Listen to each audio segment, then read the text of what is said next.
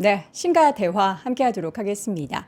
4월을 마무리하고 또 5월의 전략을 함께 세워볼 예정인데요. 여러분들이 요즘에 더블밸류업을 통해서 이분과 함께 매일 시장을 바라보고 계시죠? 금시공의 장우진 대표와 함께 하도록 하겠습니다. 대표님 어서 오세요. 네, 반갑습니다. 네, 반갑습니다.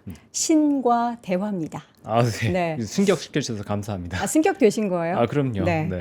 신과 대화에 우리 장우진 대표님이 잘 어울려요. 왜냐면 그런가요? 지금 개장의 신이잖아요. 아, 그런가요? 네, 사실 개장 방송이라는 게 너무 어렵거든요. 아, 맞아요. 너무 뭐가 어려워요. 튀어오를지 모르니까. 맞습니다. 그쵸? 정말 어려워요. 네. 그거를 매일매일 잘 해내고 계시다가 귀에 병도 나시고 네, 그렇습니다. 지금 시장이 정말 새로운 길을 걷고 있어요. 그렇죠. 6,500이라는 숫자를 이렇게나 빨리 볼 수 있게 될 줄은 몰랐는데 어떻게 처음 보는 숫자에 우리 대표님도 조금 당황을 하셨나요? 아니요. 그냥 전혀? 그럴 것 같았어요. 당연했다. 네. 너무 뻔뻔하시네. 아, 저에 대해서 약간 네. 좀 이렇게 뭐야? 저 사람 뭐야? 라고 생각할 수 있는데 네네. 전쟁 터지고 나서 여의도 인사이트를 계속 보셨던 분들이 많을 네. 거예요. 계속 굉장히 빠르게 튈 거다. 어. 전쟁 관련해서 뭔가 소강 상태로 가면 굉장히 빠르게 튈 거다라고 계속 강조를 했었고요. 아. 그게 전쟁이 언제 어떻게 이제 종전이 될 거냐가 관건이라고 봤었는데 첫 번째 트리거는 협상한다라는 거였고요. 네. 근데 제가 시장을 본격적으로 이제는 진짜 가도 됩니다라고 네. 얘기했던 건 호르무즈 해협 쪽으로 배가 지나갈 때였어요. 어. 네, 호르무즈 해협을 배가 지나가면 이렇게 표현을 했었죠. 제가 압력밥솥이라고. 압력밥솥. 네, 압력밥솥에 계속 압력이 쌓이면 이게 뻥 터질 수 있잖아요. 네. 그럼 거기에 대한 두려움이 계속 존재하죠. 그쵸. 시장에서. 그렇죠. 그런데 만약 추가 딱 휘어져서 김이 빠지면 어떻게 돼요? 칙 하고 김 빠지고 네. 밥은 맛있게 되고. 그럼 우리가 걱정하는 건 사라지죠. 네. 잠깐으로 빠지면 이 압력밥솥의 압력이 순간 딱 빠져버리니까 시장에서 우려가 경감되죠. 호르무즈 해협이 그 역할을 한 거예요. 그 내부에서 엄청나게 긴장이 돼 있고 원유도 안 풀리고 걱정을 하고 있었는데 그게 김을 딱 빠뜨린 거죠. 그런데 이게 단순히 잠깐 배 나오고 나서 이제 멈췄잖아. 그럼 이게 똑같이 압력이 쌓이는 거 아니야? 라고 봤을 때 스토리가 A 그 전과 지금은 달라졌습니다. 왜냐하면 이거를 누가 열어준 거죠? 호르무즈를 누가 열어준 거죠? 이란이 열어줬잖아요. 네. 그러니까 이란이 원래 협상 테이블에 앉았을 때 이걸 열어주면 안 되는 거예요. 원래라면. 내가 카드를 들고 있어야지 협상에서 유리하잖아요. 그렇죠. 그럼에도 불구하고 이걸 열었어요. 네. 그 말은 반대로 뭐냐면 급하다는 거예요. 이란이 굉장히 급하다. 이란이 지금 내부 사정이 굉장히 안 좋기 때문에 이걸 열 수밖에 없었다. 근데 이걸 열었다는 건 이란의 혁명 수비대도 동의했다는 거잖아요. 네. 그럼 그만큼 이란의 내부 사정이 안 좋다라는 건 반대로 얘기하면 네. 협상은 지금 미국이 오히려 끌고 가는 상태인 어. 거죠. 역봉쇄를 하면서 이란으로 들어가야 될 물자들이 못 들어가잖아요. 그리고 최근에 보면 이란으로 들어가던 배가 납포됐다고 얘기 나왔죠. 네. 그게 미사일 관련된 그 고체 미사일 관련된 부품 같은 것들 네네. 수급하려고 했던 게 안 된 거거든요. 그러니까 뭔가 생산하려면 물자가 필요하고 그렇죠. 또 사람들 먹이려면 뭐 식량 같은 게 필요하고 그런 게 부족한 거예요. 지금 이란 쪽은. 그러니까 이란에서도 지금 빨리 협상하자라고 얘기가 된 거죠. 그 우리 작가님도 대표님도 아시겠지만 제가 매일 아침마다 네. 전황과 그 중동 관련한 이야기를 늘 인터뷰하지 않습니까? 네, 알고 있습니다. 이게 인터뷰에 따라서 바라보는 시각들이 너무나 많이 다르시죠. 사실 네. 지금 방금 대표님께서 말씀하셨던 건 이란이 굉장히 급하다라는 얘기인데 또 반대에서는 미국이 급하다. 미국도 급하다고 생각할 수 있죠. 둘 다 급하다. 네. 근데 네. 호르무즈 해협이 열리는 순간 저는 이란이 급하다는 걸 보여줬다고 생각을 해요. 네. 그렇지 않다 그러면 호르무즈 해협을 닫아놓은 상태에서 협상하는 게 무조건 유리합니다.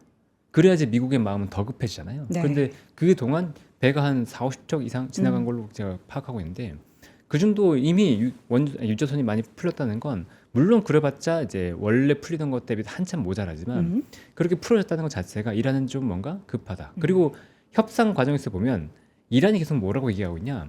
야, 역봉쇄 풀어줘라. 너 안 그렇죠. 풀면 나도 호르무즈 안 푼다라고 하고 있잖아요. 네. 그러니까 지금 이게 급한 거예요.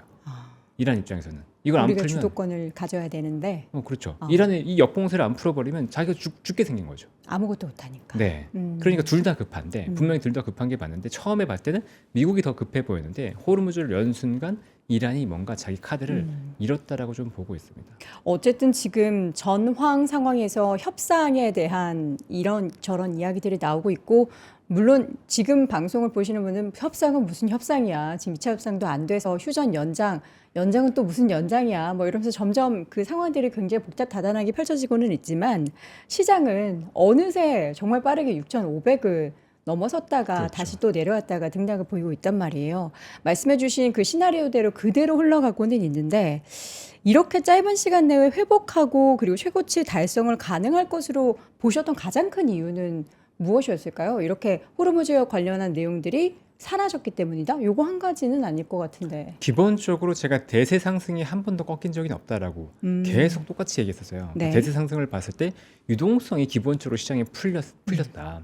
근데 유동성이 풀린 이유는 우리가 러시아 우크라이나 전쟁과 코로나 이후로 있었던 뭔가 문제들이 해소가 되면서 돈이 풀리기 시작했다는 거죠. 근데 그걸 저는 이제 3조 호황이라고 표현을 했었어요. 그러니까 약달러, 다음에 저금리, 저유가. 네. 이게 반대 작용으로 가면서 시장이 풀리고 있다. 그게 돈이 풀리면서 시장이 돈다라는 거였죠. 근데 제가 계속해서 시장을 봤을 때 이 3조 호황이 물론 꺾였죠. 이 러시아 우크라이나 전쟁으로 해서 꺾인 것처럼 보였지만 그럼에도 불구하고 제가 크게 우려하지 않았던 건 달러였어요. 달러 인덱스의 차트를 잠깐 한번 보여주시면 네, 보여주시죠. 네, 여기 제가 좀 해상도가 안 좋아가지고 잘 안 보이실 수 있는데 착한 사람은 다 보여요. 네, 근데 흐름만 한번 보시면 이때가 2022년에 달러 인덱스가 112까지 올라갔어요. 네. 금리가 올라가면서. 근데 네. 지금 보면 최근에 전쟁 동향에서 달러가 크게 움직이지 않았죠. 네. 달러가 움직이지 않았다는 건 여전히 달러가 밖으로 돈다는 거기 때문에 네. 여기에서 유동성은 크게 문제가 없었다. 그리고 금리에 대해서 보면 금리 인하에 대한 기대감은 살짝 후퇴가 됐죠. 잘 안 보이네요. 네. 금리 왜 이렇게 안 조금 보이지? 줄여볼까요? 네. 크기를 좀 줄여보도록 하겠습니다. 네. 여기. 네. 잠깐 사라지는데. 자, 네. 요 화면 다시 맞추고 금리 인하에 대한 기대감 다시 할까요? 네, 요 차트 다시 보는 것부터. 네. 네. 여기 차트를 한번 보시면 지금 2022년에 코로나 전쟁 이후에 금리가 막 올라갔었잖아요. 그때 네. 달러 인덱스가 112까지 올라갔어요. 그리고 우리가 안도했던 것들을 생각하시면 금리가 내려가면서 100, 달러 인덱스가 100을 밑으로 내려오고 우리나라 시장이 본격적으로 안도했었거든요. 그게 2024년 말, 근데 2025년 우리가 그때 경험했던 내용들입니다. 네. 근데 지금 보면 달러 인덱스가 최근 전쟁에도 불구하고 100을 넘지 못해요. 잠깐 100을 찍었다가도 내려옵니다. 네. 이 말은 뭐냐면 여전히 돈 밖으로 돌고 있다는 거예요. 더불어서 금리 인상은 모르겠다. 네. 금리 인하는 모르겠지만 금리 인상 할 것 같지는 않다잖아요. 그럼 지금 금리 수준에서 유지가 된다는 것만 하더라도 더 이상 금리에 대한 압박이 크지 않다는 거예요. 시장 금리는 올라갔다고 치더라도 네. 기준금리 측면에서. 그럼 3조 호황에서 봤을 때 이 두 가지가 버티고 있다는 건 유가가 일시적으로 올랐지만 3조 호황에 대한 부담은 크지 않았다라고 보는 거죠. 그럼 이때 대세 상승의 그 추세는 여전히 가능했다고 보고 있었고요. 또 이제 제가 굉장히 중요하게 여기는 선들이 몇 가지가 있습니다. 네. 차트가 이게 그림이 안 넘어가네. 잠깐만.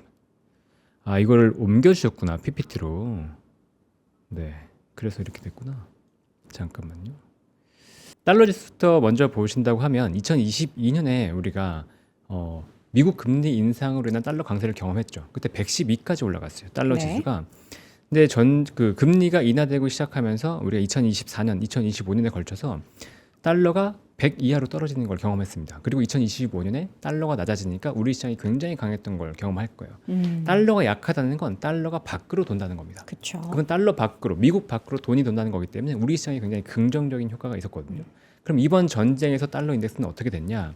이 후반기 한번 보세요. 여기 선에서 봤을 때 100을 크게 넘어가지 않습니다. 네.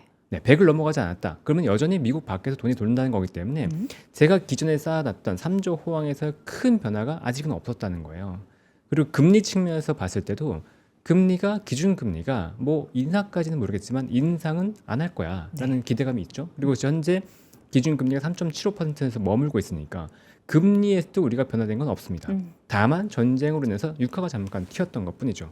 근데 지금 현재 기대상으로 보면 유가는 내려가겠지, 전쟁 끝나면 이라고 하는 기대가 더 크잖아요. 그러니까 지금 상황에서 봤을 때 3조 호황이라고 하는 기저가 기존의 대세 상승으로 갔던 기저가 크게 꺾이지 않았다. 그리고 차트상으로 봤을 때 이제 지수별로 굉장히 중요한 차트가 있거든요. 근데 코스피에서 중요하게 보는 건 91선입니다. 네. 근데 91선을 제가 중요하게 보는 이유는 단순히 91선이 뭐 경험상으로 이런 게 아니고요. 최근에 굉장히 설명력이 좋기 때문에 그래요. 설명력이 좋다는 거는 91선에서 뭔가 변화들이 좀 포착이 그렇죠. 되고 있나요? 한번 보시겠어요? 이게 지금 91선인데 2024년까지 꼭지를 보면 정확하게 여기 91선을 지지하면서 가고 있죠. 그리고 나서 2024년 꼭지를 찍고 무너질 때 2개월 딱 91선 꺾이고 나서부터 지수가 무너집니다. 네. 그리고 다음에 반등할 때 여기서 못 반등하고 무너지죠. 그러니까 이게 설명력이 있다라고 표현을 하는 건데 마찬가지 반대로 여기서 계속 못 돌파하다가 한 번 돌파하고 나니까 이게 추세 돌아서면서 올라가는 것들을 확인할 수 있었죠. 지지와 저항을 91선이 그동안 만들어 왔다라는 그렇죠. 거네요. 맞습니다. 그런데 이번에 또 보시면 이번에도 코스피가 무너질 때 91선 지지하고 딱 올라갔어요. 오, 근데 지금은 또 이격이 굉장히 많이 벌어져 있어요. 지금 벌어져 그렇죠? 있죠. 네. 근데 이 이격과는 무관하게 그냥 이 91선을 무너뜨리냐 안 무너뜨리냐 지금의 대세 상승에서 어떤 기조가 사라졌냐 안 사라졌냐라고 봤을 때 저는 사라지지 않았다라고 봤던 거죠. 네. 그리고 이때 제가 지금 진짜 여기 음봉 나왔을 때 이날 제가 아침에 지금이니?라고 외쳤었거든요. 기억나시나요? 더블 밸류 나오셔서 네, 지금이니?라고 하면서 지금은 사야 된다. 네. 5천대에서 여기서 무너질 가능성은 크지 않다. 여기서는 오히려 강하게 보셔야 된다라고 얘기했던 부분이었고 그때도 올라갈 때 굉장히 강하게 상승할 거라고 보고 있었어요. 그리고 그 이후에 협상 얘기 나오고 호르무즈합 얘기 나오면서 빵빵빵 이제 올라간 거죠. 대표님 저 91선 같은 경우에는 지수도 저렇게 흐름을 보이고 있지만 네. 우리나라는 지금 뭐 반도체 투톱이 이끌고 있잖아요. 그렇죠. 그럼 저걸 삼성전자와 SK하이닉스에 대입해도 좀 맞나요? 일단 개별 종목들을 보실 때 네. 하나의 조건, 그러니까 프로크루스 침대라고 하죠. 모든 조건을 하나에 맞추면 안 됩니다. 네. 기업별로 설명력이 높은 선들이 있어요. 특히나 대기업, 중소기업은 그렇게 보시면 안 되고 네네. 대기업들은 그런 선이 있거든요. 네. 그런 선을 잘 지켜주나 보는 게 중요한데 기업에서는 좀 안 맞는 게 뭐냐면 기업은 기업의 각각의 이슈가 갑자기 발생할 수 있어요. 좋은 이슈든 나쁜 이슈든. 근데 지수는 그럴 가능성이 낮잖아요. 그래서 종목별로는 조금 그런 걸 무조건 적용하는 건 조심할 필요는 있다. 워낙에 이제 코스피 지수를 이끌었던 게 두 기업이다 보니까 네. 왠지 저게 맞을 것 같다. 맞습니다. 근데 SK하이닉스와 삼성전자 비슷해요. 네. 근데 다른 종목들은 다르죠. 그리고- AI 네. 근데 코스닥을 좀 더 얘기를 네, 드리면 네. 코스닥은 지지선이 달라요. 코스닥 그러면 며칠선? 121선이요. 121선. 네. 이번에 121선을 지지하고 두 번 121선 지지하고 반등이 나왔죠. 예전에도 보면 그 전에 지지하는 것과 저항선이 121선이었거든요. 네. 코스닥은. 근데 두 개 선이 달라요. 여기도 올라갈 때 보시면 코스닥은 121선 지지하면서 올라갔죠. 계속. 네. 그리고 나서 지금 랠리를 가져가고 있고 또 제가 이제 시장이 좀 더 갈 거라고 보는 이유 중에 하나가 여기에 지금 차트에는 안 나와 있는데 ADR 지표를 제가 같이 봐요. ADR. 네, ADR 지표가 상승 종목, 그러니까 하락 종목 대비 상승 종목이 얼마가 많은지 그걸 20일 이동 평균으로 계속 계산하는 거거든요. 네. 근데 이 ADR 지표가 지수가 오를 때 빠질 때가 있어요. 그러니까 두 군데에서 제가 봤을 때 목적이 됐거든요. 지수가 초반에 올라갈 때, 그때 ADR은 빠지는데 지수만 올라가는 경우가 있습니다. 대형주가 주도하면서 반등 나올 때, 네. 또 지수가 꼭지일 때도 대충 그런 모습들이 한번 나올 때가 있어요. 근데 지금 ADR이 그렇게 꺾여 있습니다. ADR은 꺾이고 지수는 반등 나오고 있어요. 근데 이게 제가 볼 때는 상승 오히려 이제 이 반등에서 초입 정도의 느낌으로 보고 있거든요. 반등에서의 초입이다. 지금 6,500을 돌파하는 이 시점이 네, 반등의 초입이다. 그렇죠. 그러니까 저는 계속 똑같이 얘기 드리는 건 뭐냐면 이런 저점을 잡는 것도 굉장히 중요하고 그 다음에 내가 언제 확신을 갖고 좀 더 살 수 있냐 이런 것들을 자리 잡는 것도 굉장히 중요하다고 보는데 네. 전고점을 돌파할 때 굉장히 중요한 자리를 보고 있어요. 그 얘기를 종목 얘기하시면서도 자주 많이 하죠. 말씀하셨잖아요. 네. 그러니까 이전에 상승했던 힘이 있고 그다음에 전고점을 돌파한 힘이 이때의 힘과 동일하게 작용한다고 한다면 이때 대세 상승이 뭐 반도체가 좋았기 때문이다. 3조 황 때문이다. 근데 그 힘이 남아있는 상태에서 이걸 돌파한다 그러면 여전히 그 힘이 좋은 거거든요. 그러면 이 힘이 돌파할 때 시장은 굉장히 강하게 붙을 수 있다라고 생각을 하죠. 그래서 지금 여전히 코스피는 좋다라고 보고 있고 코스닥도 비슷한 위치입니다. 네. 오늘 1200을 돌파할까 말까 지금 금요일 기준으로 하고 있는데 지금 제가 보는 시점에서는 1,199포인트네요. 그러니까요. 네. 1200을 돌파할까 말까 하고 있죠. 근데 지금 종가 기준으로 보면 아마 오늘 돌파할 것 같고요. 그렇게 보면 이게 힘을 받고 오히려 더 올라갈 수도 있는 자리라고 보고 있습니다. 코스피도 코스닥도 굉장히 좋다. 근데 코스피는 결국에는 다시 한번 AI라는 관심사가 급부상하면서 시장이 전고점을 돌파하고 또 최고점을 돌파하는 그런 모습들이 나타나고 있습니다. 다시 한번 이 시장이 AI를 바라보게 되는 가장 큰 계기는 뭐였다고 보세요? 지금 실적 AI를 시즌? 네, 아니요. AI를 바라보게 된 가장 큰 계기는 투자죠. 투자? 네. 투자를 계속해서 늘리는 AI 것. 인프라 투자가 여전히 존재한다. 그게 굉장히 강했다라고 네. 보고 있고요. 그다음에 또 중요했던 건 뭐냐면 소프트웨어 쪽입니다. 음. 엔트로피가 가장 크게 작용했다고 봐요. 음. 우리가 그 AI에 대해서 우려했던 것, 전쟁 이전에 우리가 AI에 대해서 꼭지가 아니야라고 우려했던 가장 큰 이유는 소프트웨어 돈 못 벌잖아. 그러면 돈 못 벌면 언제까지 어떻게 투자할래? 이게 지속될 수가 없죠. 네. 라고 얘기했었죠. 그나마 빅테크들은 다른 비즈니스로 벌고 있기 때문에 메이크업 가능한데 그래도 돈을 못 번다고 하면 계속해서 증가할 수는 없어라고 네. 우려했는데 엔트로픽의 어떤 비즈니스를 보면 토큰 경제가 굉장히 빠르게 활성화되고 있다라고 이제 보이거든요. 특히나 AI 에이전트를 지금 가장 잘하고 있잖아요. AI 에이전트를 하면 요즘 사람들이 이제 뭐라고 얘기하는지 아세요? 뭐라고 얘기해요? 만약 AI가 헛발질했어요. 뭔가 잘못 찾았어. 그러면 내 토큰 막 이래요. 아, 그걸 또 날려버리게 되니까. 내 토큰, 내 돈이 이제 돈에서 공중에서 막 분해가 되고 있어요. 네, 막. 현질하게 되잖아요. 네. 그래서 진짜 토큰 막 이렇게 쌓아놓고 뭐 오락실에서 게임하는 것처럼 네네. 토큰 이렇게 쌓아놓고 토큰 빨리 써가지고 뭔가 계속 그 창출물들을 만들고 있죠. 네. 프로그램들을 돌리기도 하고 네. 뭐 제가 하는 이런 작업들을 자동으로 돌리기도 하고 그렇죠. 그러니까 그게 토큰화되면서 엔트로피 진짜 빠르게 성장하고 있어요. 네. 작년 말에 연안산 매출액이 한 90억 달러? 네. 근데 지금 얘기되는 게 연안산 매출액이 뭐 1분기 4월 기준으로 300억 달러 뭐 이렇게 얘기 나오고 있거든요. 그러니까 연안산 매출액 기준으로 보면 엄청나게 빠른 성장이 나오고 있는 거죠. 그래서 엔트로픽이 빠르면 내년, 내후년 지금 흑자 전환할 거다라고 얘기가 나올 정도입니다. 지금 한 달 사이에 엔트로픽의 그 밸류도 8천억이었다가 지금 1조로 네. 2천억이 확 늘었어요. 그러니까요. 네. 오픈 AI보다 오히려 더 높은 평가를 받고 있어요. 네, 네. 네, 근데 LLM만 보더라도 좀 사용해 보면 확실히 클로드가 정리를 좀 더 잘해줍니다. 네, RA2를 놓고 딱 봤을 때, 그래요. 네, 금융 증권 쪽에 계신 분들이 클로드 많이 쓰시더라고요. 네. 어제 염승환 이사님 엊그저께 만났을 때도 클로드 쓰셔서 그런 거 정리하신다고 저한테 추천을 해주시더라고요. 네. 근데 그리고 제가 방금 전에 말씀드렸던 거는 1조 달러입니다. 그렇죠. 네, 1조 원이 아니고 1조 네네. 달러.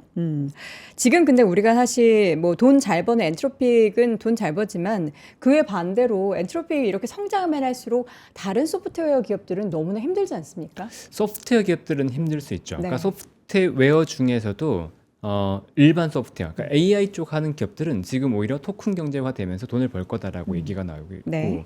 말씀하신 소프트웨어들은 기존의 소프트웨어 강자들을 얘기하시는 거죠. 그러니까 그런 기업들은 힘들다고 얘기 나오고 있는데 그 기업들도 최근에 좀 반등이 있었어요. 그 기업들 중에 대표적으로 이제 크라우드 스트라이크랑 팔로알토 같은 경우에는 반등이 나는데 미토스라고 해서 새로운 지금 모델을 준비하고 있는데 공개를 못 하고 있죠. 네. 너무 뛰어나서 이거 공개하면 난리 날 것 같아요. 저 솔직히 못 믿겠어요. 네. 근데 뭐 믿든 안 믿든 간에 어쨌든 거기에 그러면 파트너가 누가 들어갔냐. 네. 같이 뭔가 개발하는 파트너가 네. 12개가 들어갔는데 그중에 크라우드 스트라이크랑 팔로알토가 들어갔어요. 이게 의미하는 바는 공존입니다. 공존. 그렇죠. 소프트웨어 업체를 대체할 거다라고 우려했던 것들이 공존으로 바뀌고 있는 거죠. 네. 그러니까 이런 보안 업체들은 결국 함께 협업을 하면서 AI를 더 활용을 더 많이 하게끔 해줄 거야라고 하는 기대감으로 전환됐기 때문에 AI 기업들에 대해서 무조건 안 좋게 볼 필요는 없다라는 건데 그럼에도 불구하고 기존의 소프트웨어 기업들 중에서도 우리가 불안하게 봐야 될 기업들은 분명히 존재합니다. 그 단순히 데이터 없이 툴만 제공했던 기업이라든가 UI, UX라고 하죠. 유저 인터페이스를 편하게 해서 그냥 거기에만 의존했던 기업들. 그러니까 지금 소프트웨어의 전환을 보면 단순 소프트웨어가 아니에요. 에이전트 AI죠. 에이전트 AI는 어떻게 바뀌냐? 기존에는 내가 어떻게 일을 잘할 수 있을까가 핵심이었다 그러면 지금은 내가 어떻게 일을 잘 시킬 수 있을까? 정말 아래를 고용한다고 생각하면 되는 거죠. 제 보조한 사람. 그러니까 뭔가 UI, UX가 필요한가요? 필요 없죠. 야, 나 이렇게 할 건데 만들어줘. 이게 끝이란 말이에요. 그렇죠. 그러니까 UI, UX의 승부를 봤던 그런 기업들은 도태가 되겠죠. 그런데 데이터를 갖고 있고 고객을 갖고 있는 그런 회사라고 한다면 그 데이터와 고객은 사라지지 않습니다. 그러니까 오히려 AI 업체와 제휴해서 뭔가 더 나은 비즈니스를 창출할 가능성이 있는 거죠. 혹시 마음속으로 생각하고 계셨던 기존 소프트웨어 기업 중에서 그렇게 AI와 접목해서 요거는 이 기업은 대단하실 것 같은데 하고 눈여겨보셨던 기업 혹시 있으실까요? 소프트웨어 기업 중에서요? 네. 아직은 없으시다면 뭐 대답을 패스하셔도 좋습니다. 알파벳입니다. 알파벳, 구글. 네. 구글은 뭐 다 갖고 있잖아요. 소프트웨어, 하드웨어 그렇죠. 다 가지고 네. 있잖아요. 근데 알파벳 다들 외면할 때 저는 알파벳을 작년에. 얘기했었죠. 네. 알파벳 이거 진짜 다르다. 네. 작년에 처음 그 베오 오픈했을 때 자체가 알파벳이 진짜 달라졌습니다. 알파벳의 기존 서비스와 연계해서 들어가는 것들이 네. 이젠 차원이 다릅니다라고 강조를 많이 했었어요. 네. 그래서 그때부터 이제 알파벳 얘기했었고, 근데 지금은 소프트웨어 쪽에서 좀 옥석 가리기가 아직은 완전히 안 됐기 때문에 볼 필요가 있어요. 지금 보시면 옥석 가리기가 만약에 됐잖아요. 네. 그럼 어제 소프트웨어 급락 나왔을 때 오르는 게 나와야 돼요.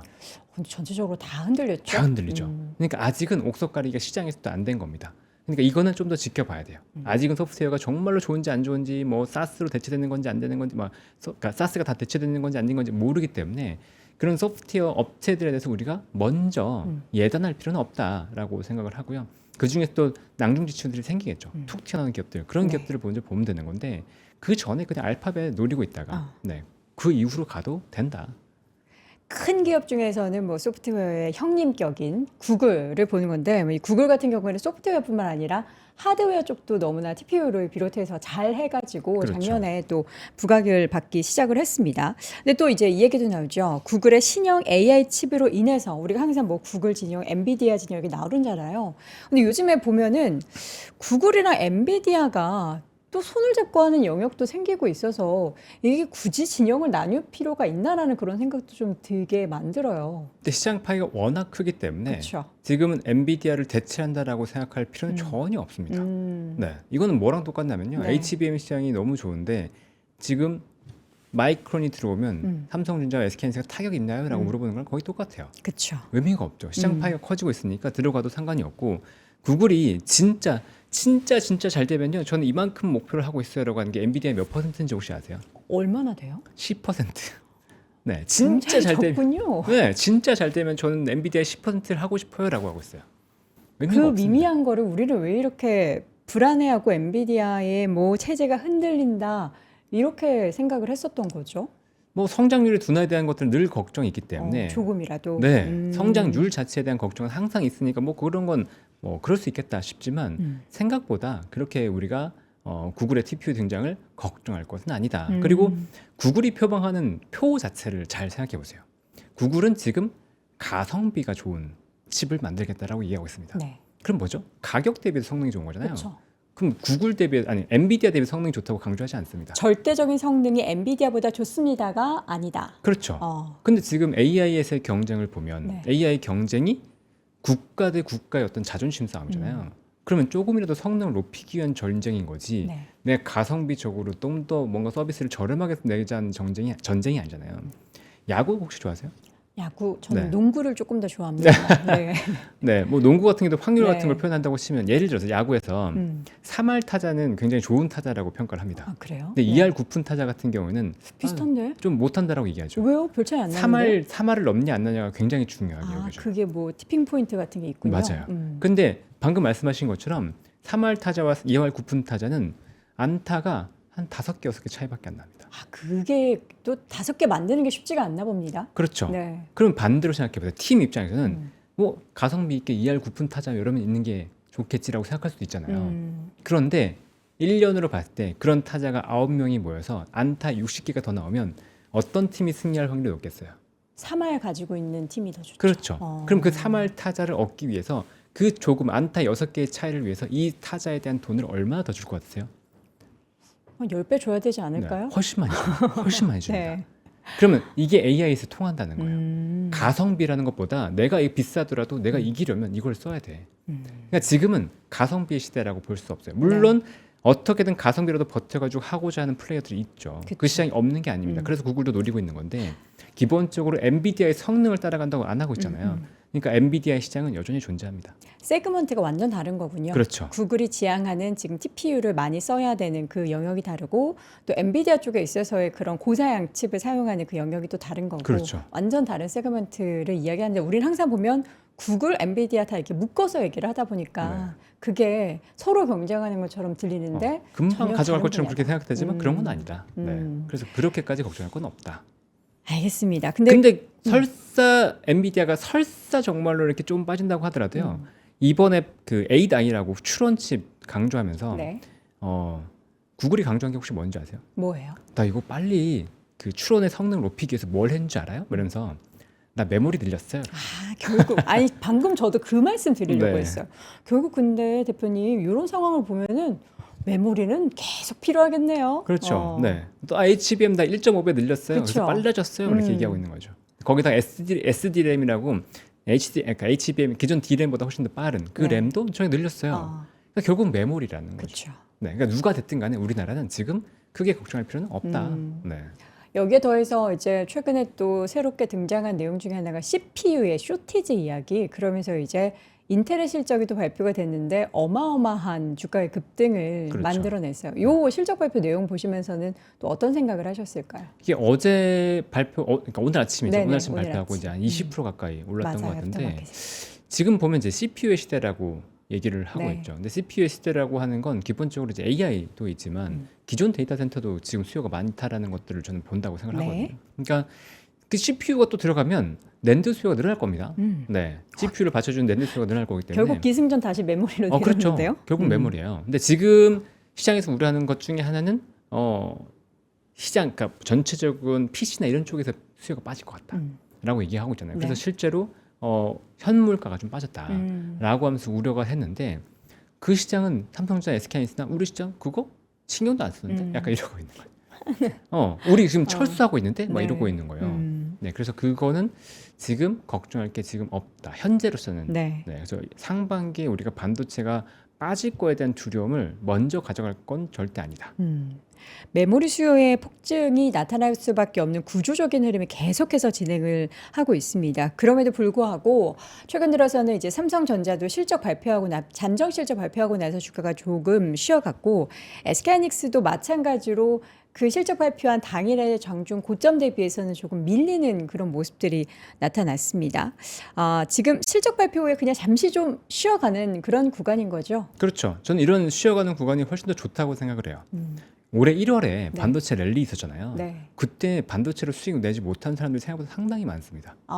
네, 그렇죠. 눌리면 가지, 언제까지 가는 거야 이러면서 이제 쳐다보면서 그랬는데 이렇게 실적 발표 나고 쉬어줄 때 오히려 생각도 해보고 고민도 좀 더 해보고 다시 매수할 수 있는 타이밍도 잡을 수 있고 네. 굉장히 좋은 타임이라고 생각을 해요. 네. 삼성전자의 주가가 22만 원을 돌파했었고 SK하이닉스의 주가가 지금 127만 원을 돌파했었습니다. 이렇게 고점이 이렇게 올라가다가 한 번쯤 쉬고 하면은 그때 이제 못 탔던 탑승객들을 조금 기다려주는 그렇죠. 그런 구간이다 쉽게 얘기해서 네, 맞습니다. 상단을 그러면 어느 정도까지 열어둬야 되는지 그런 질문 많이 받지 않으세요? 상단을 열어둘 필요가 없습니다. 네, 지금은 그러니까 상단 열어둬야 됩니다. 완전하게 열어둬야 네, 된다. 상단을 굳이 닫아놓을 필요가 없어요. 이거는 그래 갈 때까지 가보자. 왜냐하면 실적이 계속 좋아지니까요. 네. 그럼 언제까지 좋아지냐가 관건이에요. 그렇죠. 근데 시장에서 지금 약간 멈추는 이유는 뭐냐면 28년을 보고 있기 때문에 멈추는 거예요. 27년까지는 어느 정도 숫자가 좀 나오긴 네, 했거든요. 그렇죠. 27년 무조건 좋대요. 근데 28년은 꺾이는 사람들이 나와요. 그게 조금 나뉘는군요. 그렇죠. 전망치가 28년은 그래도 꺾일 거야라고 보는 뷰들이 있기 때문에 네. 그게 지금 멈춰 있는 동인이 되는 거죠. 하지만 그래도 좋다. 그래도 우리 증설을 해야 되고 들어갈 거다라는 얘기들이 계속 나오면 반도체는 더 갈 수밖에 없습니다. 대표님은 어떻게 보시는데요? 더 올라가겠죠. 그러니까 28년은 저도 모르겠어요. 근데 더 올라가겠죠. 근데 시장에서 얘기하는 것 중에 두려운 건 지금 현재 상황에서 좋기도 하지만 두려운 건 뭐냐면 이번엔 다르다고 하는 얘기가 두려워요. 이번엔 다르다. 네, 항상 그 얘기가 시클리컬은 계속 이번엔 나왔죠. 다르다라고 많이 하죠. 근데 저는 기본적으로 반도체 성향의 시클리컬에서 아직 벗어났다고 보지는 않아요. 그래요? 근데 롱텀 어그리먼트 계약을 체결했다고 하더라도 그거는 그래요. 5년, 6년 좋으면 그 이후에 빠지면 그건 시클리컬이 아닌 건가요? 사이클이 더 길어진 거죠. 근데 그 이후에 그럼 메모리 반도체가 빠질 가능성이 있냐 없냐라고 봤을 때 역대 모든 산업에서 인프라 투자는 어느 순간은 집니다. 어느 순간에는 인프라 투자는 이렇게 빠지고 결국 그거를 향유하는 사업들이 올라오면서 시장은 손바뀜이 돼요. 생각해보세요. 2000년대 초반에 데이터 센터 그렇게 많이 지었잖아요. 그러니까 그 서버 그렇게 많이 지었잖아요. 통신 장비들 그렇게 많이 들어갔는데 네. 시스코나 이런 것보다 누가 더 좋았나요? 올라간 거 보죠. 구글이나 이런 기업들이 결국 주도를 했잖아요. 맞아요. 그래서 우리가 또 스마트폰 시대도 보면 스마트폰 파는 삼성전자, 아이폰 파는 뭐 애플 이런 기업들이 핸드폰 많이 팔았지만 결국 그 시장에서 앱스토어, 앱을 기반으로 뭔가 성장하는 기업들이 훨씬 더 좋았죠. 그렇죠. 그래서 지금도 보면 이 하드웨어의 인프라 투자의 어떤 성장률은 어느 순간 꺾일 거고요. 그 성장률이 꺾이기 시작하면 단가는 내려올 거고요. 그럼 마진이 내려올 거기 때문에 시클리컬의 성향이 완전히 벗어났다고 보기는 저는 어렵다고 봐요. 그러니까 어느 선이냐, 그게 어느 정도냐의 차이인 거죠. 그동안에 뭐 우리가 그 시크릿컬의 주기를 뭐 2년, 3년 이렇게 봤다면 지금은 이 주기가 기간이 더 길어졌죠. 늘어난 것일 뿐 그렇죠. 시클리컬은 시클리컬의 성향을 벗어나지는 못할 것이다. 그렇죠. 그래서 엔비디아가 주가 못 가잖아요. 음. 네, 엔비디아가 그렇게 잘 가다가 실적이 엄청나게 잘 나온다고 하지만 성장률이 둔화되니까 여기서 가기가 어렵죠. 네. 근데 지금 빅테크의 캐펙스 사이클을 본다고 하면 네. 지금 올해 진짜 많이 늘어났거든요. 올해 진짜 많이 늘어날 걸로 전망이 되고 있거든요. 6천억 달러 뭐 이렇게 네. 넘는다고 보고 있는데 그거 이상으로 내년에 또 얼마만큼 되냐고 생각을 해보면 폭발적인 성장까지는 어려운 거죠. 예전에 봤던 그 그쵸, 성장률이 그쵸. 유지되기는 어렵다고 보면 엔비디아는 이제 좀 진짜 꼭지 아니야?라고 하는 우려가 들어올 수 있는 거고요. 그 이후에는 메모리에 대해서도 점점 이제 우려가 똑같이 들어올 수도 있는 거예요. 밸류는 점점 낮아질 겁니다. 그러니까 이게 어쩔 수 없어요. 밸류는 점점 낮아질 겁니다. 그러니까 엔비디아도 보면 원래 30배가 정당됐다가 25배, 20배 이렇게 낮아질 수밖에 없어요. 이익에 따라서도 이익이 증가하더라도 밸류가 낮아지면서 주가는 멈춰 있는 경우가 상당히 많거든요. 네. 근데 그게 언제 꺾이냐는 아무도 모르죠. 그러니까 일단 갈 때까지 가자. 지만 그래도 경계는 하고 있자. 그러니까 인지는 하자라는 거잖아요. 그렇죠. 지금 좋고 내년에도 좋고 내후년 2028년에 있어서의 업황도 좋을 것이기는 한데 네. 우리가 작년 대비 올해 그리고 올해 대비 내년처럼 그 후년에도 그렇게 폭발적인 성장을 계속 이어갈 거라는 막연한 환상까지는 갖지 말자. 그렇죠. 그러니까 시장에서 모두가 좋다고 할 때요. 네. 그거를 꺾는 사람은 거의 없습니다. 그렇죠. 네. 애널리스트 꺾이면 분들 같은 우리가 경우도 애널리스트 분들은 숫자가 보여야지 움직이기 때문에 맞아요. 실제로 숫자가 한참 뒤에 꺾여야지 부위를 꺾고 목표 주가를 낮춰요. 그러니까 모두가 고를 외칠 때가 더 위험할 수도 있다. 근데 지금은 물론 모두가 고를 외치고 있지만 실적 여전히 좋고 네. 그다음에 경계감도 분명히 존재하거든요. 네. 근데 정말 끽소리도 못할 때가 있어요. 2차전지 기억나세요? 2023년에 네. 정말 애널리스트들도 누구도 이렇게 간다고? 이러면서 이제 아무 말도 못하는.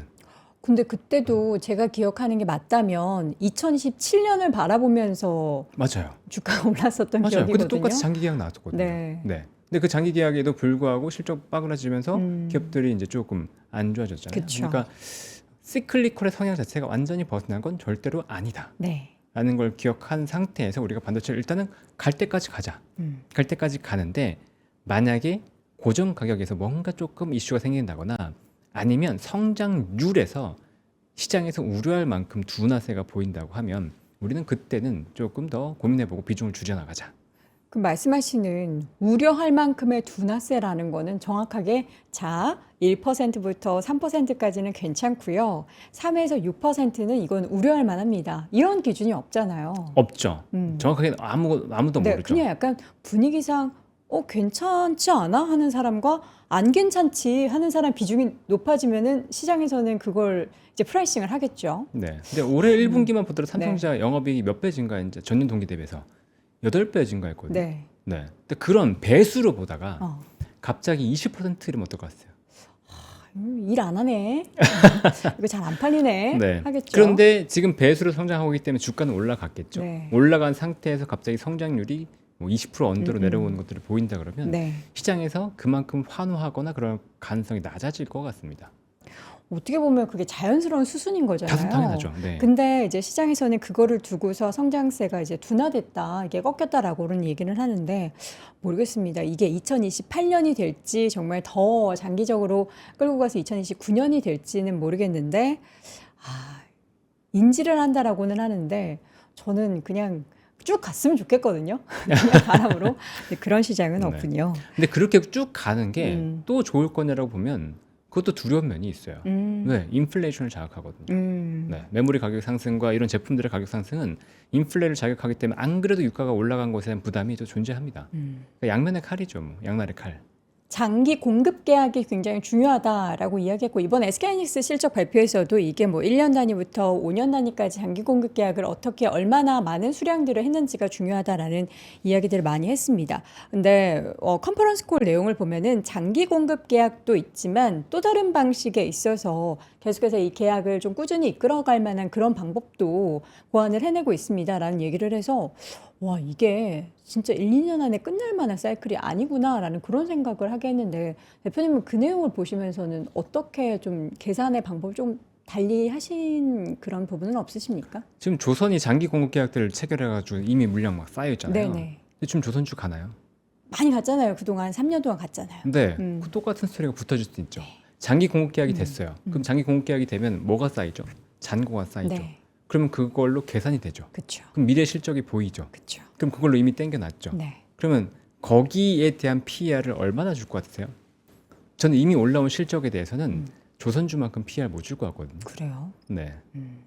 조선주는 그래도 업황이 계속해서 좀 더 수주가 이어질 수도 있을 것 같아. 지금 지정학적 불안정성으로 인해서 마스가 진짜 좋을 수도 있을 것 같아. 그럼 이 PER 정당화가 더 길게 갈 수도 있을 것 같아. 네. 라는 얘기가 있는데 그런데 조선은 그래 더 살 것 같아. 근데 반도체는 진짜 가동률이 계속 이렇게 돌아갈 수 있어? 캐패스 증사료도 이렇게 계속 돌아갈 수 있어? 라고 하는 건 저는 여전히 퀘스천이 분명히 존재하거든요.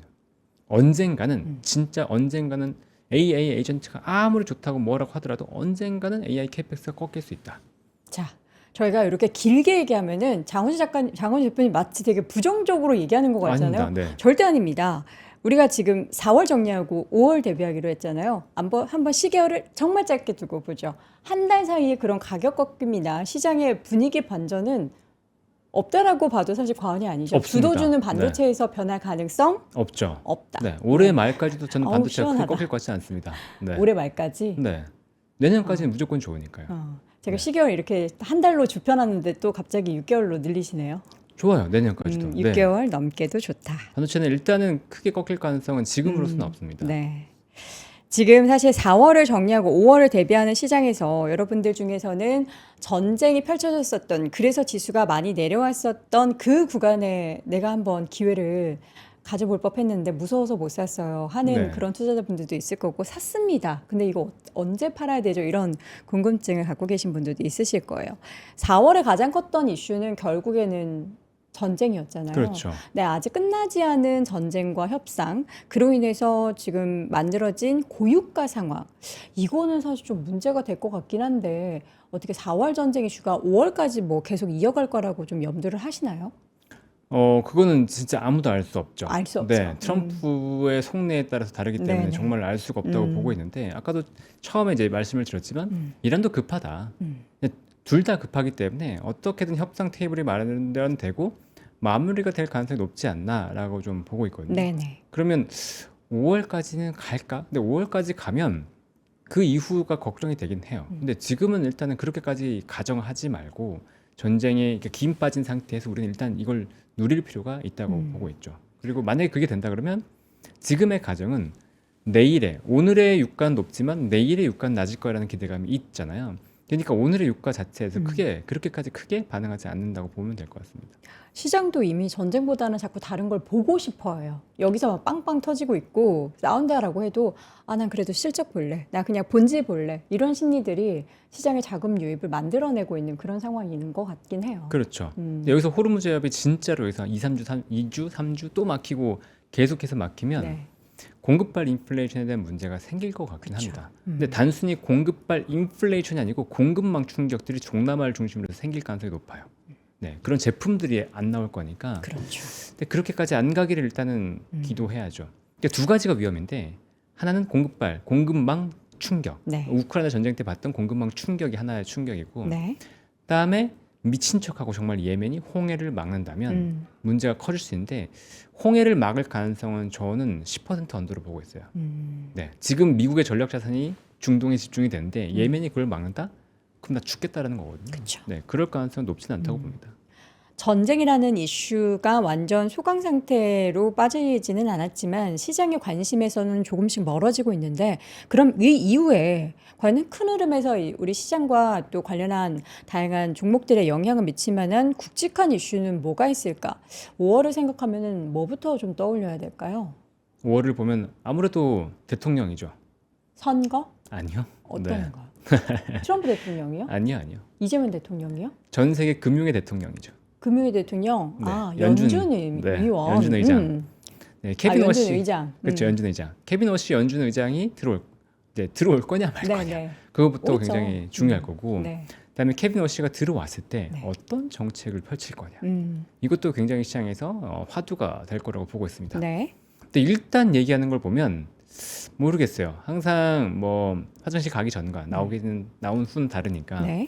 케빈 워시가 현재로서는 약간 매파적인 발언을 하고 있습니다. 음. 독립적으로 가져갈 거야라고 얘기하고 있는데 그럼에도 동시에 뭘 얘기하고 있냐면 금리 인하의 떡밥들을 좀 깔고 있어요. 네, 이제 금리에 대한 얘기들을 우리 절사평균으로 좀 바꿔야 된다. 그래서 앱노멀한 값, 아주 극단적인 값들 빼고 계산하자. 그 앱노멀한 값을 빼면 어떻게 되냐면 낮은 값보다 높은 값의 영향이 훨씬 크겠죠. 극단적으로 높은 값의 영향이 크죠. 네. 그러면 이거를 그러니까 보통 평균보다 중간값은 낮은 경우가 많거든요. 보통 그래요. 그러면 숫자가 확 낮아지겠네요. 낮아져요. 인플레이션 숫자가. 네. 그럼 인플레이션 타겟하는 인플레이션 좀 낮아졌지. 그러니까 그렇죠. 눈 가리고 아무거나 거죠. 낮아졌지 이러면 어떻게 되겠어요? 금리 인하를 할 수 있게 되죠. 할 수 있게 되겠네라고 이러면서 금리 인하를 위한 떡밥은 미리 깔고 있습니다. 네. 그러면서 동시에 뭐라고 하냐면 재정 정책이나 이런 것들은 이제 연준의 역할에서 좀 벗어나야 된다라고도 얘기하고 있죠. 그러면 진짜 양적 긴축하는 거 아니야라는 기대감, 우려감도 동시에 들어와 있어요. 그래서 이 사람이 진짜 어떤 정책을 펼지는 모르겠습니다. 나 들어가 봐야 알아요. 모르세요? 저는 알 것 같은데. 농담이고요. 네. 이제 모르죠. 정말 이제 우리는 누가 봐도 저 사람은 트럼프의 사람 아니야? 라고 생각하는데 네. 이번 청문회 때도 보면 애써 선을 그으려는 다양한 발언들을 하긴 했지만 사람들은 그래도 탈을 쓴 트럼프 사람이야 라고 생각을 하게 되는데 말씀 주셨던 그 정책대로라면은 진짜 우리나라가 아니죠. 미국의 금리 인하가 올해 진짜 한 번에서 두 번 정도의 가능성을 열어되겠다는 생각도 듭니다. 그렇죠. 근데 네. 그렇게 빨리 금리 인하를 하는 게 좋을 거냐라고 본다면 안 좋을 것 같아요. 마냥 좋지만은 않다. 네. 기대 인플레이션을 자극할 수 있거든요. 지금 상황에서 공급발 인플레이션이 들어왔어요. 네. 근데 이 상황에서 자산 가격까지 또 흔들어 버려서 올려 버리려고 한다면 그러면 기대 인플레이션을 자극할 수 있는데 기대 인플레이션을 자극하게 되면 그건 진짜 큰 이슈가 됩니다. 이거 CPI 못 내려와요. 그렇게 되면. 올릴 수도 없고 내리는 것도 횟수를 뭐 한 번 정도 하면 괜찮나요? 올해요. 네. 저는 올해는 가급적이면 안 건드리는 게 맞지 동결? 않나 싶어요. 근데 만약에 진짜 케빈 워시가 들어서 네. 만약에 내린다고 하면 양적 긴축할 것 같거든요. 네, 양적 긴축 들어와서 뭔가 작업할 것 같아서 그것도 어떻게 될지 좀 봐야죠. 그러니까 실제로 케빈 워시가 들어와서 무슨 말로 어떤 정책을 하고 연준을 어떻게 바꿀지 봐야 됩니다. 근데 엄청난 개혁론자예요. 연준의 현재 상황을 완전히 뒤바꾸고자 하는 성향을 갖고 있거든요. 네네. 연준 인사들이 이제 나가서 말도 하지 마라. 내가 할 거야. 이것도 약간 독재 같은 느낌이네요. 내가 다 할 거니까 마이크 여기저기서 키지 마. 지방방송 켜지 마. 약간 이런 스타일이고. 그다음에 기존의 연준이 했던 우리 통화 정책에 집중해야 돼. 2009년 이후에 너무 우리 연준이 나아갔어. 원래 하면 안 되는데 재정 정책 우리까지 거기까지 갔으니까 이거는 줄여야 돼라고 네. 얘기하고 있기 때문에 이 사람이 진짜 어떤 정책을 할지 좀 봐야 됩니다. 보시죠 좀. 연준 의장 또 뭐에 관심을 가지셔야 될까요? 또 그 인플레이션 수준도 당연히 5월에 좀 봐야죠. 인플레이션 안 좋겠죠? 지금, 안 좋죠. 유가 네. 반영해서 4월 데이터 나오면 그렇죠. 분명히 안 좋겠죠. 안 좋겠죠. 근데 얼마만큼 안 좋을 거냐. 그게 하나의 첫 번째 관건이고 그다음에 안 좋은 건 지금 높은 거 말씀하시는 거잖아요. 네네네. 근데 높은 거 말고 또 얼마만큼 낮을 거냐도 봐야 돼요. 낮을 수가 있나요? 네. 침체에 대한 우려입니다. 지금 유가나 이런 것들이 장악을 많이 하잖아요. 그러니까 유가로 인해서 상품이나 내가 써야 될 가처분 네네네. 소득이 줄어들면 다른 쪽에서 소비가 감소하기 때문에 그게 감소하는지 아닌지를 잘 봐야 돼요. 그게 5월에서 굉장히 중요한 포인트입니다. 네. 이번에 소매 판매 보시면 원유 때문에 팍 튀었는데 그걸 제외하고 나면 안 좋았어요. 근데 그게 다음 달에 5월에 나온 지표는 더 심화될 겁니다. 네. 그래서 제가 금리 인하가 좀 두렵다고 말씀드리는 게 뭐냐면 이 침체에 대한 시그널을 확인한 다음에 금리 인하를 하잖아요. 그럼 시장은 충격을 받습니다. 그러니까 선제적으로 시장이 안 좋을 것 같으니까 좀 대비해서 금리 인하를 할게라면 괜찮아요. 네. 근데 지금 인플레이션 있잖아요. 인플레이션 있는 상태에서 침체 우려로 금리 인하를 해보세요. 시장이 어떻게 받아들일지. 진짜 안 좋은가 보다. 네, 참 오묘한데 그런 면들이 있기 때문에 그래서 저는 섣불리 금리 인하를 지금 안 건드리는 게 나을 수도 있다라고 보고 있습니다. 금리 인하는 하지 않지만 뭔가 그래도 계속 연준의 역할과 시장에 조금 더 플러스가 될 만한 그런 정책들은 연준에서 이 3분기부터는 펼쳐져야 된다. 연준보다는 사실은 베센트의 역할이 훨씬 더 중요할 것 같아요. 베센의 역할이 네, 중요하다. 재무장관이 나와서 계속 이제 언급을 하고 있고 최근에 보면 베센트 장관이 전쟁 이후에 잘 안 드러나다가 베센트 장관이 전면에 나서서 뭐 시장 안정돼 있다 이런 얘기들을 하면서 순식간에 미국 주식이 올라간 걸 보셨을 거예요. 네네. 그만큼 컨트롤 굉장히 잘하고 있는데 베센트 장관이 나와서 자신 있을 때 나와서 뭔가 얘기를 하고 있거든요. 네. 그래서 5월에도 인플레이션 이런 것들 우리 걱정할 필요 없다. 뭐 이런 얘기를 또 하면서 시장을 안정시킨다고 한다면 미국 시장도 그렇고 우리나라 시장도 현재로서는 좀 괜찮을 거다. 그리고 미국 시장도 지금 돈이 좀 풀리고 있잖아요. 그러니까 TGA 잔고가 쌓였기 때문에 요게 돈이 풀리기 시작한다 그러면 또 여기서 유동성이라는 게 나오면서 시장이 안정화될 수 있기 때문에 그거를 또 같이 봐야죠. 그런 이제 미국이나 이제 글로벌리한 그런 이슈 외에 국내로 국한해 본다면 5월에는 어떤 이슈에 좀 주목을 하고 계실까요? 6월 그 네. 우리나라 또 선거 예정돼 그렇죠. 있지 않습니까? 선거 직전이죠. 선거 직전. 네. 다양한 정책들이 엄청 전해질 거란 말이에요. 그렇죠. 네. 근데 지방 선거는 사실은 정책 싸움은 거의 없어요. 네, 인물 싸움으로 갑니다. 네. 근데 인물 싸움도 보통 보면 아주 화두가 되는 지역이 아니면 서울시장으로 거의 압축이 돼요. 네. 그래서 이번 서울시장의 어떤 인물에 대한 그 테마주들이 뭐 요동칠 수 있는데 제가 그 텐베거 종목들을 한번 다 살펴봤어요. 2009년 이후에 텐베거 종목들이 어떤 게 나는지 다 살펴봤었는데 인물 테마주는 선거 한 달 전에 못 갑니다. 그 전에 다 움직이지. 오히려 그 전에 인물 테마주들이 가기는 어려워요. 아, 이미 뭐 5월이 아니고 이미 이전에 다 올라갈 종목들은 다 올라갔다. 네, 이미 테마는 다 태웠죠. 네. 그래서 인물 테마주 그 자체보다는 지금 돈이 도는 것, 네. 지방선거 전에 돈이 풀릴 거라는 기대감이 상당히 많을 거란 말이에요. 정책적으로 우리 어떻게 할 겁니다라는 것도 굉장히 많이 할 거고 이기기 위해서. 그렇죠. 그러니까 그런 것에 대한 기대감들이 붙으면서 시장이 안정화되는 걸 보는 건데 지방선거 전으로 뭐 조금 보면 지방선거 전으로 우리나라 시장이 좋았던 경우는 많지 않습니다. 지방선거 이후에 자금 흐름이 좀 빠지는 경우도 많았었고 그래서 뭐 일단 5월 말 정도 되면 5월 중순 말 정도 되면 내가 좀 뭐 익절해볼까? 반도체를 빼면 한 익절해볼까? 약간 이런 마인드도 나쁘지 않은 것 같아요. 네, 익절할 수 있으니까. 그게 사실 작년부터 시장 되게 좋았잖아요. 그 네. 정부의 정책의 드라이브가 굉장히 많은 역할도 있었고, 물론 이제 그 가운데서는 반도체에 있어서의 실적이 워낙에 좋고 업황이 좋았으니까. 근데 제 주변에도 이제 지인들이 아, 이게 정부 정책의 영향이 좀 있어서 시장에 수급이 들어온 거라면 6월 전에 나 5월에 좀 팔 거야. 라는 지인들이 되게 많았어요. 투자자분들도 그렇게 생각하시는 분들이 많았고요. 그러면 실제로 보면 5월 시장은 세린 메이라는 단어가 이제 미장에 있는 것처럼 국장기도 조금 소강 상태에 접어들 만한 그런 구간이 연출이 될까 싶어서 또 살짝 또 우울해지네요. 저는 무섭게 오를 것 같은데요. 무섭게 오를 것 네, 같다고요? 무섭게 오르기 때문에 보통 그럴 때 못 팝니다. 아, 그러니까 지금 대표님이 아, 파실 수 있는 분들은 그래도 조금 수익 챙기세요라는 말이지 이게 시장이 꺾일 거예요라는 그런 얘기는 아니시군요. 네, 굉장히 강하게 오를 것 같은데요. 네. 굉장히 강하게 오를 때 1, 2월에 보시면 하면서 오르는 때 네. 그때 한참 올랐을 때 그때 다 좋다고 하잖아요. 어. 그때 비중 줄일 수 있는 사람이 얼마나 있겠어요.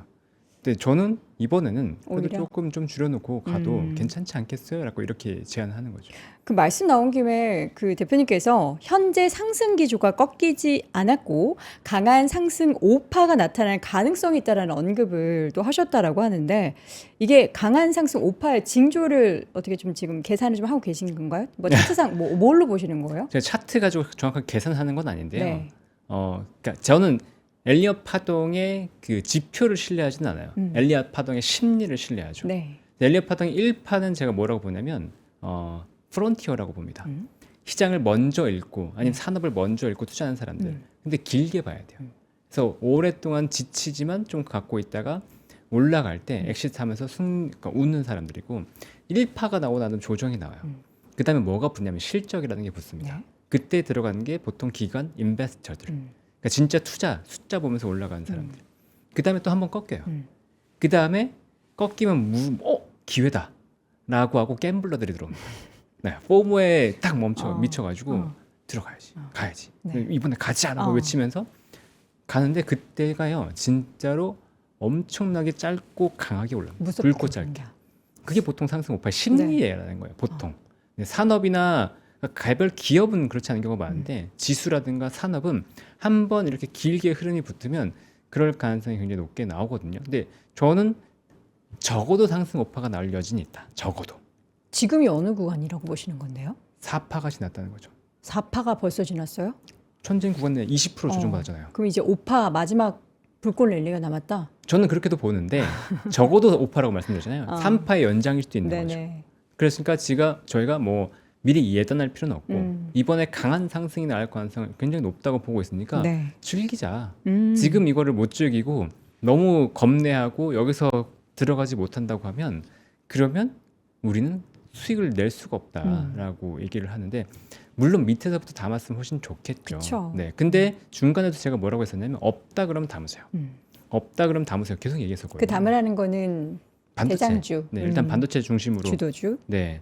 그리고 그 이외에 얘기를 한다 그러면 이제 물어보실 것 같긴 하지만 에너지 트랜지션을 제가 전쟁 거의 초반부터 계속 얘기했어요. 네. 에너지 트랜지션이 분명히 나올 것 같습니다라고 얘기했었고 그러니까 기존에 우리가 화석 연료에 대한 의존도가 낮아질 것 같습니다라고 얘기를 했죠. 네. 그러면서 태양광, 그다음에 LNG, 원전 이런 쪽에 대한 강조를 그때부터 계속 했었어요. 네. 근데 LNG는 상대적으로 많이 못 갔고요.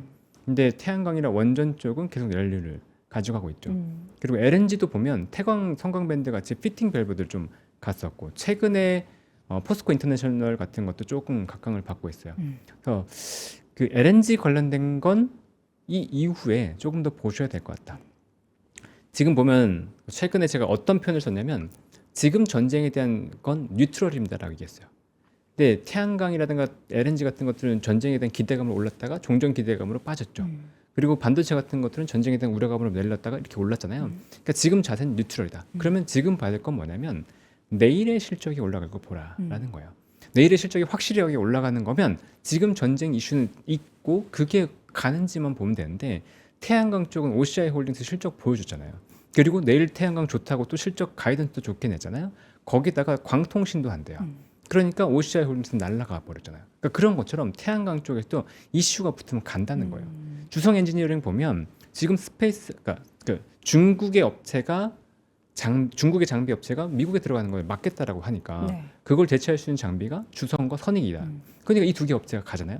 그러니까 그런 스토리로 확실하게 지금 글로벌 역학 관계에서 에너지 트랜지션이 가는데 중국까지 견제하니까 갈 수 있는 기업들 봐야 된다는 거죠. 그러니까 그런 형태로 우리는 확실히 실적도 좋아지고 뭔가 센티멘트도 좋아질 수 있는 기업들을 찾아서 가면 되는데 에너지 트랜지션에서 중국은 미국에서 배제가 될 거기 때문에 서방에도 그렇고 우리나라 기업들의 기회가 있다. 그렇게 보고 있습니다. 그 말씀하시는 이제 예형들이 5월 전략에 여러분들이 활용하시면 좋을 만한 고운 말씀을 해주신 것 같은데 반도체와 그 또 에너지 그 외에 최근 시장에서 보면은 약간의 순환매가 또 나오고 있는 것 같거든요. 물론 나의 포트폴리오에 다 난 주도주로 채울 거야 하시는 분들도 있겠지만 그래도 좀 분산하고 싶으신 분들을 위해서 이 순환매가 지금 어느 쪽으로 좀 돌고 있는지 5월에 좀 지켜볼 만한 순환매 관점에서의 업종들은 뭐가 있을지도 짚어보시는 게 좋을 것 같아서 일단 바이오 쪽을 좀 보고 있는데요. 제가 바이오. 코스닥 쪽도 반등이 나온다고 들어와야죠, 말씀드렸는데 이제. 네. 코스닥이 반등하려면 2차 전지와 바이오예요. 네, 물론 IT도 있지만 그 두 개 섹터가 좋아져야 되는데요. 2차 전지도 에너지 트랜지션의 지금 하나입니다. 네. 그리고 전기차가 테슬라 실적이 안 좋았기 때문에 약간 묻혀 있긴 하지만 전기차에 대한 판매가 증가되고 있다는 게 보이거든요. 그래서 그렇게 된다 그러면 전기차가 캐즘을 벗어난다. 그 캐즘을 벗어나기만 해도 전기차는 좋은데 글로벌리 중국에 대한 견제가 들어오고 있고 중국을 견제하기 위해서 대안을 찾으려면 우리나라밖에 없는 거예요. 그 시그널이 어디서 나왔냐면 벤츠가 LG 에너지솔루션과 삼성 SDI와 장기 공개를 창을 해서 나온 거죠. 근데 이게 저는 시작이라고 보고 있거든요. 그러니까 요 시그널 잘 보시고 2차 전지를 예전처럼 또 2차 전지야? 이렇게 보실 건 지금은 아니다. 네. 지금은 초기 정도로 보이니까 꼭 보시라고 말씀드리고 바이오는 지금 삼천당제약과 IT캠이 센티먼트를 완전히 망가뜨려놨어요. 네. 그러니까 투심을 망가뜨려놨는데 그렇죠. 그게 최근에 보면 이 두 회사에 대한 이슈가 누그러졌습니다. 네. 그래서 이 두 개 회사 이슈가 누그러지고 다른 기업들이 오르고 있기 때문에 네. 그럼 그런 개별 기업들의 이슈, 실적에 대한 그러니까 뭔가 모멘텀에 대한 기대감들이 여전히 남아 있다고 한다면 그런 기업들을 조금 보는 것도 괜찮겠다라고 생각합니다. 그 외에 또 업종을 이야기하자면 네, 욕심 많으시군요. 네, 아니 지금 쉬어가는 업종이 많거든요. 네. 금융 쪽도 좀 쉬어가고 있고 또 지금 정책에서 보면 네. 저PBR주 계속 얘기 나왔었잖아요. 네네. 근데 지금 잠잠하잖아요. 어, 근데 뭐 반도체가 살짝 쉬어간다 그러면 네. 저PBR도 한번 순환매가 올 겁니다. 근데 저PBR의 대표주라고 할 수 있는 게 금융주, 은행주였기 때문에 네. 그 은행주들의 반등도 노릴 수 있고요. 어, 그다음에 증권주들 거래대금 증가하면 당연히 좋아질 텐데 거래대금 언제 좋아지냐면 시장이 좋아질 때 좋아집니다. 근데 어제 목요일 기준으로 그 코스피 거래대금이 30조 원을 돌파했어요. 다시 20조 원 내려갔다가 네. 그러니까 거래대금 증가한 시그널이 보이기 때문에 증권주도 다시 볼 때가 됐다라고 보고 있고요. 그다음에 2월만 하더라도 연초만 하더라도 우리가 굉장히 좋게 봤던 산업 중에 하나가 있어요. 뭐요? 혹시 GSPNL 들어보셨어요? GS PNL P&L? 호텔 사야 됩니다. 막 이런 게 못 들으셨어요? 전혀. 못 들으셨어요? 저만 못 들었나요? 중국인 인바운드가 들어오기 때문에 아, 맞아. 네. 아, 저는 호텔 신라를 봤죠. 그래서 네. 우리 또 이부진 대표가 200억 사고 막 그래가지고 호텔 맞아요. 신라만 바라봤네요. 면세, 네. 호텔, 카지노 네. 그때 이런 거 많이 올랐어요. 음. 근데 춘절 연휴 직전부터 주가가 다 꼬꾸라졌고 여기에 전쟁에 대한 우려까지 붙으면서 또 무너졌거든요. 근데 숫자는 좋아요. 네. 지금 인바운드가 너무 좋기 때문에 그 소비주들 무너져 있을 때 보는 것도 괜찮다. 그리고 백화점들 보면 외국인 관광객들이 소비하는 게 그렇게 크대요. 네. 네, 그게 지금 백화점들을 또 견인하고 있다 보니까 소비주에 대한 관심, 관점 이런 것들도 다시 가져보셔도 될 것 같고 또 지방선거 전에 돈 풀릴 거라고 얘기했잖아요. 네. 그러면 또 소비 쿠폰 이렇게 들어가고 아. 소비주 좋아질 수 있으니까요. 여러 측면에서 소비주들도 같이 보셔도 괜찮을 것 같습니다. 잠잠한 로봇주는 어때요? 로봇주는요. 오늘 뭔가 로봇주가 또 때마침 움직여서. 네, 모멘텀이 필요한데 누군가가 땡겨줘야 돼요. 그러니까 누가? 누군가가 필요하죠. 근데 할 수 있는 건 일단 후보자는 옵티머스죠. 옵티머스. 네, 옵티머스가 또 나와가지고 네. 나 손 이렇게 바뀌었어요. 뭐 이렇게 아니면 나 행동 이렇게 바뀌었어요. 네. 뭐 이런 것들을 보여준다고 하면 네, 시장을 땡겨주는 건데 중국 업체는 지금 땡겨줄 수가 없어요. 네. 중국 업체는 일단 신뢰에 대한 이슈가 있기 때문에 아. 그 업체들이 뭘 하든지 간에 중국 업체 기반으로 땡기는 건 어렵고 아틀라스 또는 옵티머스가 또 한 건을 해줘야 되는데 어제 현대차에서는 아틀라스요? 아틀라스 똑같은데 뭐 딱히 할 말 없는데 약간 이런 약간 뉘앙스였거든요. 그러니까 약간 눌려 있고 아 하나 더 있다. 어떤 거요? 삼성이 움직일 수 있어요. 삼성. 네 삼성전자. 맞아요. 삼성전자. 네. 삼성그룹이 로봇 쪽으로 움직일 수도 있다. 아. 네, 그럼 삼성그룹이 로봇에 관련된 비전을 제시하고 그럴 수도 있죠. 그러면 뭐 레인보우 로보틱스라든가 다른 관련된 밸류체인들이 또 움직일 수 있습니다. 본 실적을 발표할 때 네. 그런 비전을 함께 발표를 하게 된다면 네, 또 로봇 섹터도 그렇죠. 쉬어가는 섹터가 많았거든요. 많았습니다. 그렇게 네. 된다면 이제 5월 달에는 그런 또 업종화에서 추가적인 순환매가 발생을 하고 기회가 또 나타날 수 있다라는 점에서 제가 또 끄집어내 봤습니다. 여러분들도 궁금하실 것 같아요. 다들 이제 주도주인 반도체는 당연히 이제 가지고 가실 생각을 할 텐데 그 외에 또 뭐가 없을까 하는 그런 생각을 하실 것 같아서 여쭤봤습니다. 어떻게 마지막으로 또 한 말씀 하실래요? 네. 근데 순환매 관점에서 보는 네. 건 뭐 괜찮아요. 수익률을 많이 하고 싶어서 그렇게 보시는 것도 다 나쁘지 않다고 보고 있는데 저는 산업을 선택하실 때 좀 길게 보시면 좋겠어요. 여러분들이 그 산업을 선택한 이유를 좀 근본적으로 생각해 보셨으면 좋겠어요. 내가 이 산업을 딱 봤을 때 진짜 길게 올라갈 만한 거야라고 네. 보면 제가 이제 그 템베거 산업을 한번 봤다고 말씀드렸잖아요. 그래서 제가 그걸 구조한 게 있어요. 그거를 제 멤버십 강의에 좀 올려드릴 거거든요. 좀 좋아요. 네, 그걸 녹여드릴 텐데 그걸 보면서 이게 맞나? 이걸 맞춰보시는 거예요. 이게 맞나? A번 A 1, 2, 3 있다 그러면 1, 2, 3번이 맞나? 그거에 맞춰 생각하다 보면 네. 여러분들이 시계열을 좀 길게 보면서 단타하지 않고 안정적인 수익을 낼 수 있는 배경이 될 수 있을 거거든요.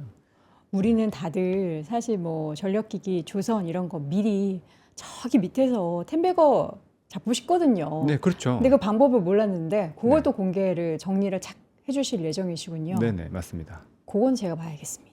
다른 건 모르겠는데 제가 네. 강연 듣는 거 진짜 싫어하거든요. 네. 강연 듣는 거 진짜 싫어하고 근데 그거는 제가 봐야겠습니다. 아, 네. 템베거 저도 찾고 싶거든요. 언제나 언제까지는 제가 날파리 매매 할 수 없지 않습니까? 그렇죠. 저도 그럼 템베거 종목을 찾기 위해서 우리 또 장우진 대표님의 그 강연을 꼭 한번 챙겨보도록 하겠고 5월에도 좋은 시장이 연출된다라고 하니까 여러분 겁먹지 마시고 함께 하시길 바라겠고요. 더블밸류업을 통해서도 또 우리 장우진 대표님이 계속해서 시장 매일매일 확인해 주시니까 그 내용 함께 따라가 보시면 좋겠습니다. 자, 금시공의 장우진 대표와 함께 신과 대화 나눠봤습니다. 말씀 고맙습니다. 네, 감사합니다.